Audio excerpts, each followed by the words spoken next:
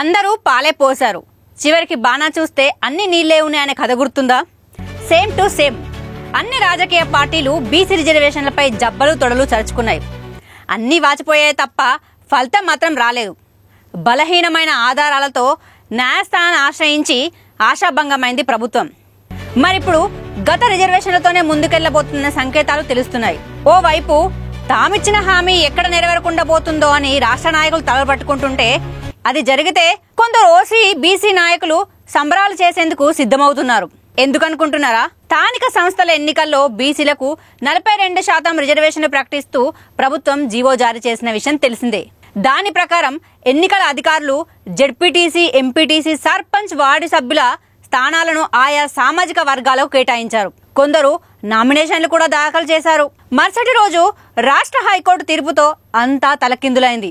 నామినేషన్లు రద్దయ్యాయి. తిరిగి గురువారం నాటి సుప్రీం తీర్పుతో మినుకుమినుకుమంటున్న బీసీల ఆశలు ఆవిరైపోయాయి. బీసీలకు 42% రిజర్వేషన్ల ప్రకారం కొన్ని జీపీ వార్డులు, సర్పంచ్, ఎంపీటీసీ, జెడ్పీటీసీ స్థానాల్లో ఓసీలు అత్యధికంగా ఉన్నా వాటిని ఎన్నికల నిబంధన ప్రకారం అధికారులు బీసీలకే కేటాయించారు. మరికొన్ని చోట్ల బీసీ, ఎస్సీ, ఎస్టీలు అధికంగా ఉన్న చోట్ల జనరల్ గా రిజర్వ్ అయ్యాయి. ఆ స్థానాల్లో ఓసీల గెలుపు కష్టసాధ్యమే.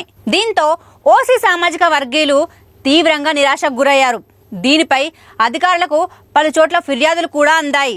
అధికారుల పరిస్థితి మాత్రం అడకత్తరలో పొకచెక్కలా తయారైంది. ఆ తర్వాత సుప్రీం ఉత్తర్వులతో అంతా తలకిందులయ్యి తిరిగి తమ స్థానాలు తమకు దక్కుతాయనే ఆశలు ఓసీలో చిగురించాయి.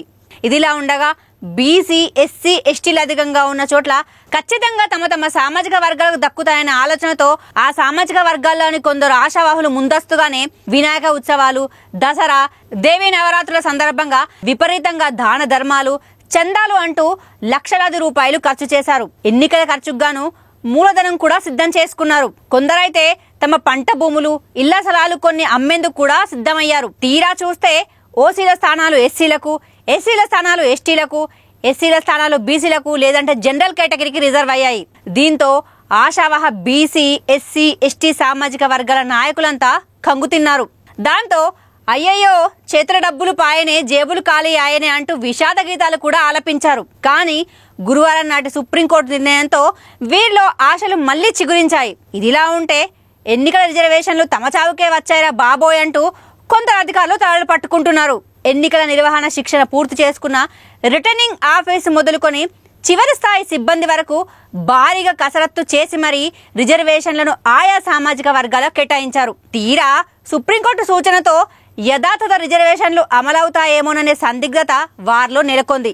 అదే జరిగితే వారంతా మళ్లీ చిట్టాపద్దులు తిరిగేయాల్సిందే. ఓవైపు భూభారతి, మరోవైపు ప్రజావాణి, ఇంకోవైపు శాఖాపరమైన సమావేశాలు, ఉన్నతాధికారుల వీడియో జూమ్ కాన్ఫరెన్స్లు, ధృవీకరణ పత్రాల దర్యాప్తులు, వివాదాస్పద భూముల సర్వేలు, ఇలా 101 పనులతో సతమతమవుతున్న మండల ప్రజా పరిషత్ రిజర్వేషన్ల పరిస్థితి మళ్లీ మొదటికే వచ్చింది కదా అని వాపోతున్నారు. సెలవు రోజుల్లో కూడా విధులు నిర్వహించిన అధికారులకు సుప్రీం తీర్పు ఆశానిపాతమే అయింది.